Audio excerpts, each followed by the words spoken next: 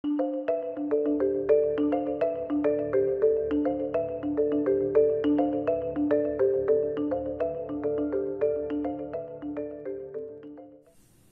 dia, pessoal. Bom, hoje eu vou fazer uma gravação um pouquinho diferente. Ela não vai ser tão didática, porque esse jogo, o Fireteam Zero, ele já está no mercado há muito tempo e a gente tem vários canais na internet que já gravaram informações sobre como trabalhar com ele, né? Quais são as regras, etc. Então hoje o que eu quero fazer é só gravar a minha jogatina, que eu realmente estou gostando bastante do jogo. E lembrando, esta versão é uma versão caseira, eu fiz para uso pessoal, tá? Então ela não é aquela industrializada.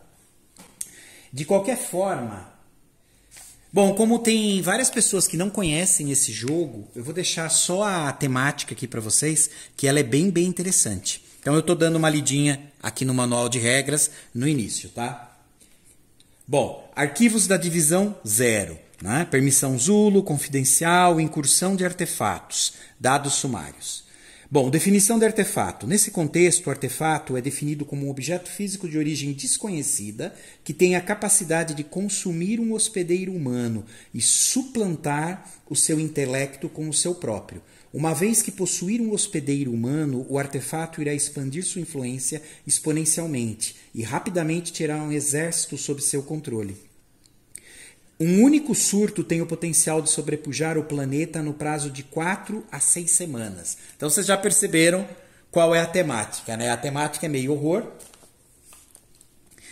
E para quem gosta do estilo Cthulhu, quer dizer, estilo um pouco mais dark, esse jogo ele encaixa muito bem.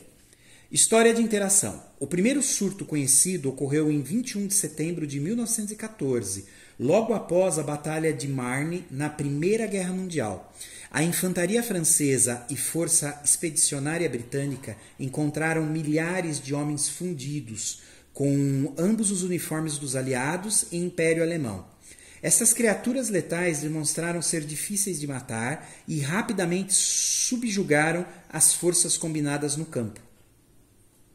Em um golpe de sorte, uma unidade da artilharia francesa transportando 3 armas L-13S 105mm conseguiu localizar e destruir uma torre ambulante de olhos e membros que se movia em sua direção antes de serem dominados. Se tivessem fracassado, presume-se que o surto teria se expandido para além do ponto de contenção, e em 24 horas a humanidade como a conhecemos deixaria de existir. A análise da divisão 0 fez as seguintes deduções e recomendações. Embora a origem dos artefatos seja desconhecida, eles parecem tornar-se ativos apenas em locais onde ocorrem muitas mortes. Acredita-se que há um limiar crítico de morticínio necessário para despertá-los. Não se sabe ao certo por que anteriormente as grandes batalhas históricas não resultaram em incursões do artefato, mas estima-se que a escala de morticínio nesta nova guerra mundial irá atraí-los em número jamais vistos na história da humanidade. O hospedeiro do artefato e seu exército crescem em tamanho e poder em sua curva exponencial. Quanto mais cedo forem atacados, mais fácil será eliminá-los. O termo limite zero foi criado pelos analistas para descrever o ponto de não retorno, o momento no qual nenhum recurso humano ou material bélico serão suficientes para deter uma incursão do artefato. O limite zero dos artefatos encontrados anteriormente está em torno de 14 a 28 dias, a partir da assimilação do primeiro hospedeiro humano. Já viu que o negócio aqui é pesado, né? Bom, protocolo de defesa. Primeira premissa, não é possível criar uma tropa poderosa e com mobilidade suficientes para derrotar uma incursão de um artefato em seu estágio final, especialmente na insuficiência de recursos militares disponíveis. Segunda premissa, uma rede global de coleta de informações já está operante e as atividades relacionadas ao artefato são identificadas facilmente devido à sua natureza altamente incomum. Conclusão. A rápida detecção de um surto durante a primeira semana irá permitir que uma pequena unidade altamente especializada, nós, possa localizar e neutralizar incursões do artefato em estágio inicial, durante o seu ciclo de desenvolvimento, que inicialmente é vulnerável. Cada membro da equipe deve ser escolhido por sua competência e resistência mental, mesmo à custa de bons antecedentes. Um especialista em conhecimento arcano deve ser integrado ao esquadrão. É também recomendado que um paranormal da divisão K seja incluído para melhorar o desempenho em campo. Fragmentos do artefato. Parece que fragmentos de um artefato danificado ou até mesmo algumas partes do hospedeiro de um artefato podem conter poder residual significativo. Embora a investigação da Divisão 0 para esse fenômeno seja limitada, acredita-se que outros grupos altamente motivados poderiam usá-los para um efeito devastador. O programa Wanderwaffe, eu acho que é essa a pronúncia, alemão, é particularmente preocupante. Aí a pronúncia, pessoal, fica com vocês, tá? É a opinião desse comitê que os fragmentos dos artefatos não podem ser usados ou contidos de forma segura e recomenda-se veemente que tais pesquisas não devam ser conduzidas pelas forças aliadas. Bom, comportamento e propósito do artefato, desconhecido. Pontos fracos do artefato, desconhecido. Isso daqui, na verdade, seria um documento, tá? Representa um inquérito mesmo sobre o artefato. Isso é para situar a gente, pessoal, em exatamente qual é a função da unidade Fire Team Zero. Então a ideia deles é que mesmo durante a guerra, esses artefatos eles estão ativos, se alimentando ali da guerra, né, da morte, etc. E eles estão crescendo. Então a ideia desse time é, após eles obterem as informações necessárias que o que está acontecendo ali naquela área pode ser resultado da ação desse artefato, ela é acionada, a equipe, exatamente para conter o artefato ali. Na prática, a gente conta com 5 heróis, tá? A gente tem aqui o Rato, o Shadowry Rato Decatur. Ele é um especialista em combate corpo a corpo. Essa seria a função, o trabalho dele. A gente tem o Frank, 200, Eaton. Ele é um franco-atirador. A gente tem a Maxine, que a função dela é líder. Essa eu não vou jogar hoje. Bom, a gente tem o Don Sonny Himmel. Ele seria a demolição e médico. Tá? Então a função dele é essa. E oficialmente na caixa base, a gente tem também o Abe, que é o Sargento Griffin. A função dele é líder. Uma coisa interessante é que tanto o Abe quanto a Maxine, os dois têm a função de líder, tá? Mas como a gente só tem um deck de cartas de líder, então a gente só pode jogar com um. Mas as próprias regras especificam, se a gente tiver um novo conjunto de cartas, a gente pode também jogar com os dois. A quantidade de personagens participando da missão é a gente que vai escolher. Na verdade, toda a configuração dos inimigos é baseada exatamente nessa quantidade de personagens que a gente vai colocar na equipe. Eu resolvi jogar com o Rato Decatur, né, o Shadowry, e com o Frank 200 Eaton. Então eu estou jogando com a função de franco-atirador e a função de combate corpo a corpo. A gente já vai perceber por quê. Os especialistas eles estão aqui do lado. Na verdade, nesse jogo, pelo menos nessa missão, a gente vai jogar sempre com os especialistas com a gente. Eles vão acompanhando a equipe. Então eu tenho 2 jogadores, na verdade 2 personagens, e a gente tem os especialistas aqui. No caso aqui do Patrick, olha só, você já ouviu falar de apontar e disparar? Bem, eu aponto e eles atiram. Toda a minha vida eu tenho sido uma aberração, pelo menos agora sou útil. A habilidade especial dele é visualização remota. Então olha só que interessante. Qual é a habilidade que ele acaba colocando para o grupo? Se você estiver até 1 de distância desse especialista, você pode executar a ação de procura como uma ação livre. Então isso é legal. Porque esses especialistas eles vão introduzindo no grupo algumas habilidades que ficam ali disponíveis. No caso, eu tenho também o professor, que é o Henry Monroe, que olha só.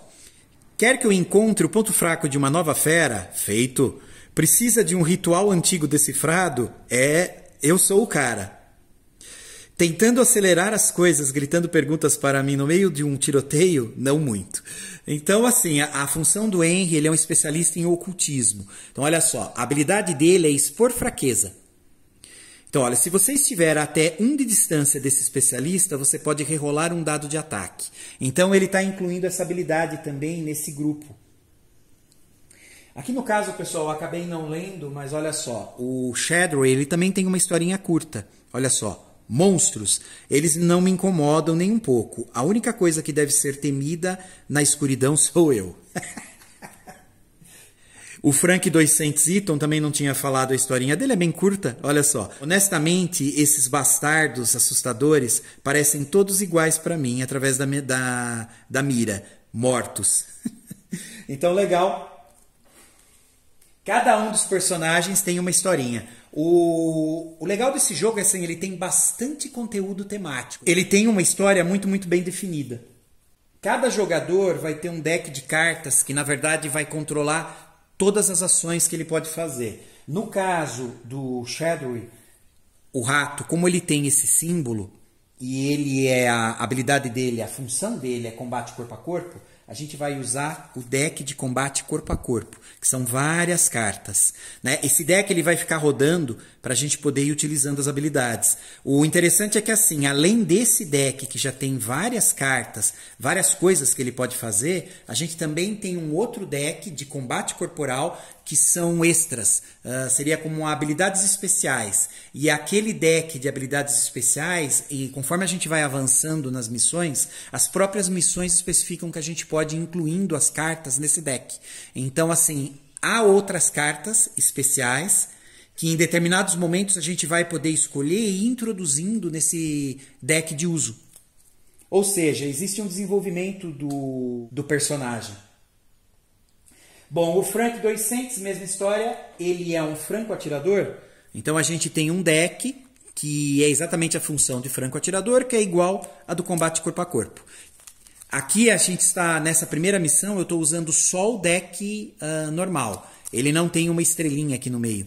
Então a gente vai utilizar só ele, sem nenhuma ação especial ainda. Mais para frente, se a gente for avançando, pode ser que inclua nesse deck uma carta do deck especial. A gente tem o guia de missão e aqui ele especifica certinho como configurar a missão. Nesse caso, a gente está na operação Filhos de Tifão. Tá? Então tem os detalhes da operação aqui, especificando o que a gente tem que fazer. E normalmente as missões do Fireteam ele é dividido em atos. No caso dessa primeira missão, que é a operação, né, Filhos de Tifão, a gente tem o ato 1, que é como eu configurei aqui, que é a travessia do rio.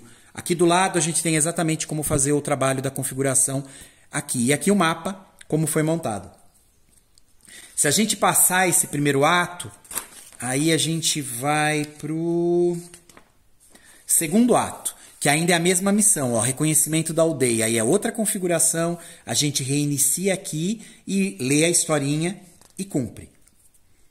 Se a gente conseguir passar, aí a gente vai para o ato 3, que é a incursão à mina. Isso aqui encerra essa missão. É o último ato. Então, se a gente conseguir concluir, basicamente a gente acaba enfrentando o chefe final e tenta resolver esse problema. Depois tem outra operação e assim vai.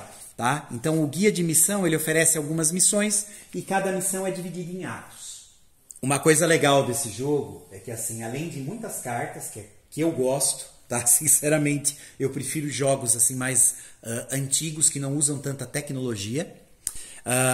O desenho das cartas é muito bonito. Então, assim, todo o design que foi feito a nível de imagens me agradou. Aqui no caso, a gente tem os dois monstros que a gente está enfrentando nesse primeiro ato, que tem lá na configuração que é pedido. A gente está com animais corrompidos, tá? Que é considerado servo, e a gente tem um monstro elite, que ele é um pouco superior. Então a gente tem os servos, o elite e depois a gente tem o boss. Aqui no caso, a gente vai enfrentar um humano corrompido, que é um de elite, e a gente vai enfrentar vários animais corrompidos, que basicamente é esse daqui. Esse jogo ele já tem, eu acho que quase os seus 10 anos de idade. Então o que acontece? Existe muito material sobre ele. E o legal é que ele é de uma época onde não existia ainda a ideia de se colocar programas para auxiliar na montagem. Mas ele ofereceu na época uma coisa que eu achei bem legal, que era assim, toda a missão, ela tem uma introdução em som. Então, olha só. A gente tem em áudio todos os atos que a gente vai fazer. Então, por exemplo, essa missão que a gente vai fazer, ela tem aqui, ó, é ato 1. Então, eu estou colocando aqui o ato 1, o relatório pré-ação. Então, isso é o registro do Abe, que é um dos personagens. Então, vamos lá. Parece que não iremos pela ponte. A operação Ladbroke foi um fiasco, o que não me surpreende. Eles enviaram 2.000 homens e um grupo de pilotos inexperientes em planadores e os jogaram em uma ponte no meio da noite. A maioria caiu ou acabou afogando seus tripulantes no mar. No momento, a Ponte Grande é inútil para nossa missão, pois está sob o controle do 75º Regimento de Infantaria de Nápoles. Há boatos de que os fuzileiros reais escoceses estão a caminho, mas não podemos esperar que deem um jeito na ponte por nós. Tem um cais civil cerca de 20 quilômetros rio abaixo. É para lá que iremos. Se nos esforçarmos, chegaremos antes do amanhecer. Então, olha que legal.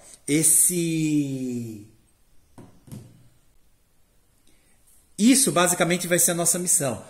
Então já foi detectado que tem uma ação desse artefato nesta área. A gente tem aqui no próprio manual do Guia de Missões, a gente já tem os detalhes.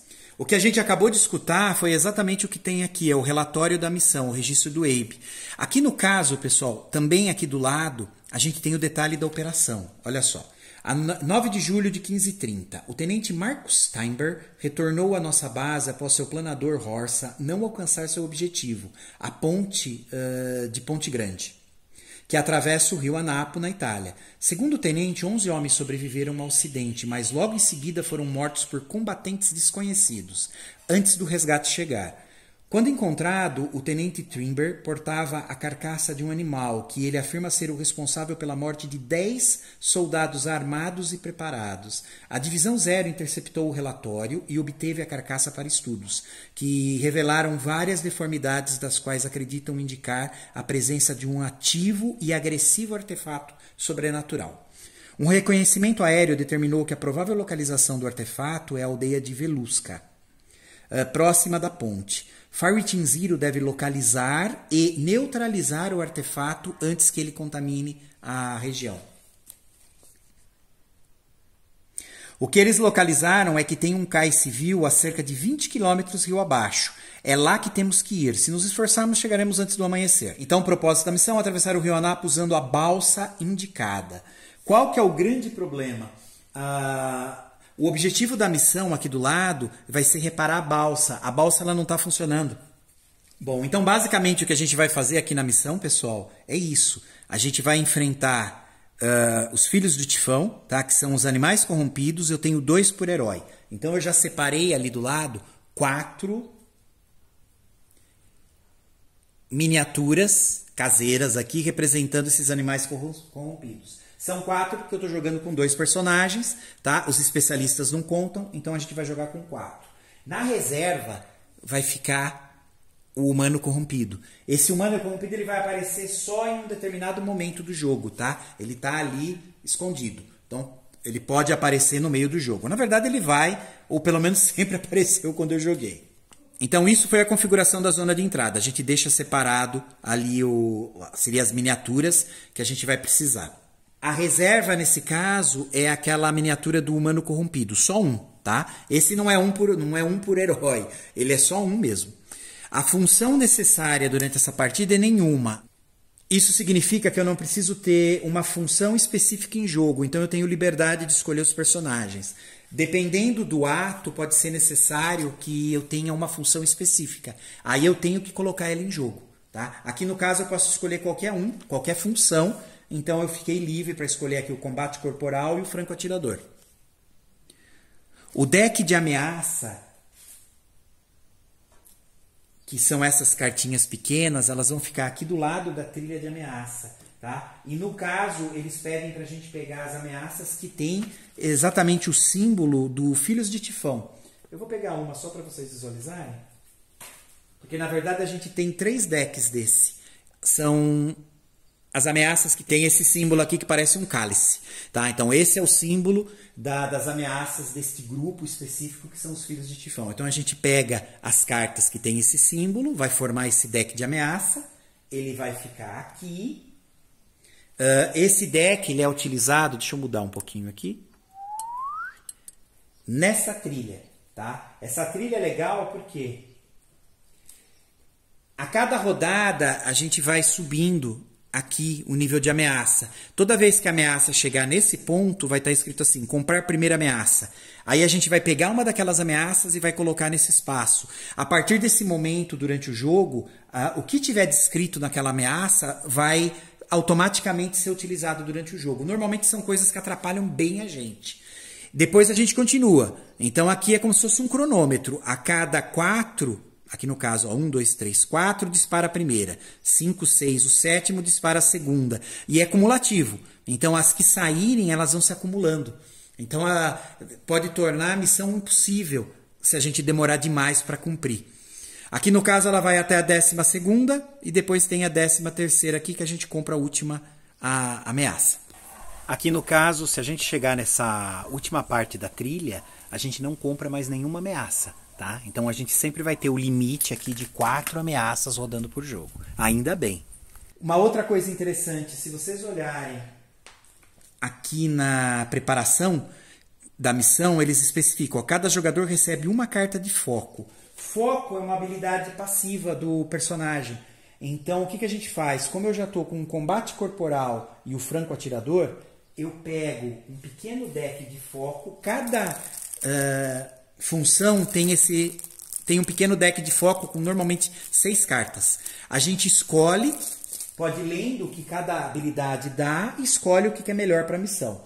Aqui no caso, para o Rato de Catur, eu escolhi, como ele é combate corpo a corpo, para esta missão específica, eu preferi pegar aqui, ó. Quando você realizar um ataque corporal, você pode descartar qualquer número de cartas de projétil para aumentar sua força de ataque em 1 por cada carta descartada. Então, essa é a habilidade dele. No caso do Frank, eu escolhi essa daqui, ó. Quando você realiza um ataque do tipo projétil, aumente em 2 o alcance mínimo das cartas que você joga. Então, essa vai ser a habilidade passiva que a gente vai ter. Eu tenho um token de primeiro jogador, tá? Que a cada rodada a gente vai mudando. Então eu vou deixar aqui com o rato, inicialmente. Agora a gente vai ter que colocar os objetivos de missão. Então olha só, reparar a balsa e adquirir amostras de espécimes. Isso é o objetivo. Tem um deck com muitos objetivos nesse jogo, então dá para variar bastante. Então olha só, eu já localizei os 2 que eles pediram. Está marcado aqui, ó. 1, 1, 2 e 1, 1, 1. Esse é o objetivo 1. Aqui provavelmente é ato 1 e a primeira parte, segunda. Então a gente tem os 2 objetivos aqui. No caso, ó, adquirir amostras de espécimes.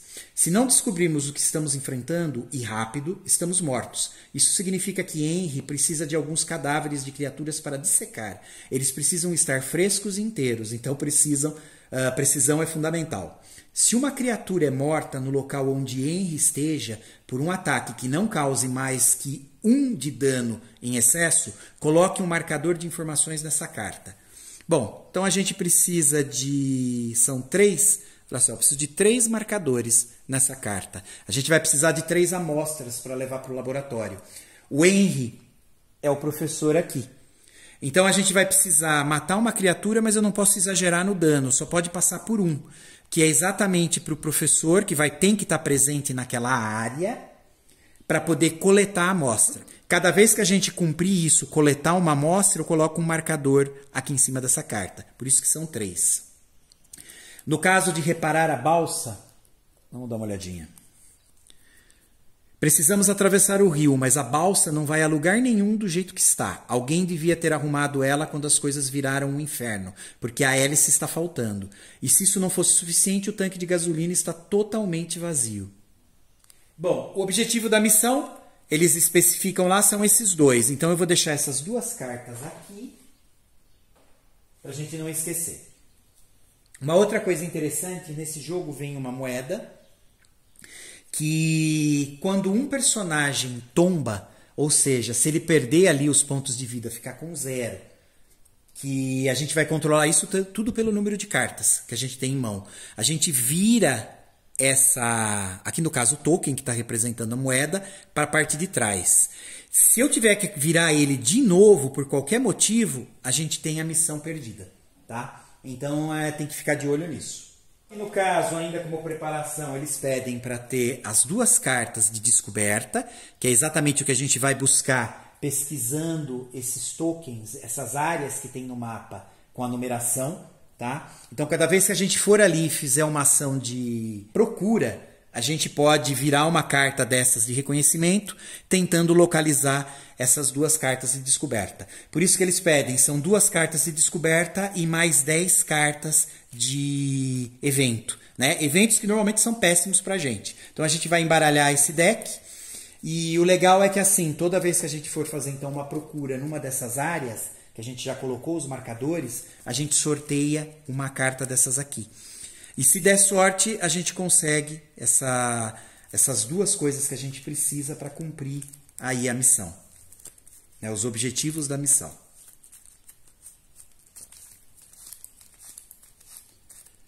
Bom, eu vou deixar esse deck então aqui atrás. A gente vai sorteando conforme for necessário. Eu estou pegando, no caso, a miniatura aqui do Shadowy e já estou colocando exatamente aonde diz na missão que é o início. Olha só, a gente tem o início e a saída. Eu já estou colocando ele. Eu já estou colocando o Frank também. E junto com eles vai ter os 2 especialistas, tá? Então eu estou com o Patrick e eu estou aqui com o professor Henry. Para diferenciar um pouquinho, eu coloquei acabei pintando aqui de forma caseira as bases de vermelho e eu coloquei essas 2 bolinhas. Aí eu já consigo localizar pela carta aqui o que cada um faz. O importante é que assim, esses especialistas eles têm que estar sempre acompanhados, tá? Então a gente vai ter que ficar levando eles. Lembrando que para cumprir a missão agora eu preciso que o Henry esteja no local onde for ter o combate corpo a corpo, aqui no caso, né? Para a gente poder coletar amostras necessárias para cumprir a missão aqui. Lembrando que quando a gente matar o monstro, ele não pode ser morto com mais de 1 tiro. Aqui no caso, pessoal, tem uma pegadinha, porque olha só, os monstros, no caso do animal corrompido, que a gente tem que coletar as amostras, olha só, ele tem uma habilidade que chama decomposição explosiva. Se for morto por ataques de projétil ou explosivo, todos os heróis no local sofrem 1 de dano indefensável. Então olha que encrenca. Tá? Com isso quer dizer que assim, se a gente matar ele com arma, ele explode. Então me resta só o combate corpo a corpo para eu conseguir tentar coletar alguma coisa. Né? Então tem que usar essa lógica. Por isso que eu já selecionei o combate corpo a corpo. A ideia minha é utilizar o Shadowy, que vai estar lá com o Henry junto, para tentar sempre fazer os combates corpo a corpo e coletar inicialmente essas 3 amostras. O Frank vai dar o suporte para isso.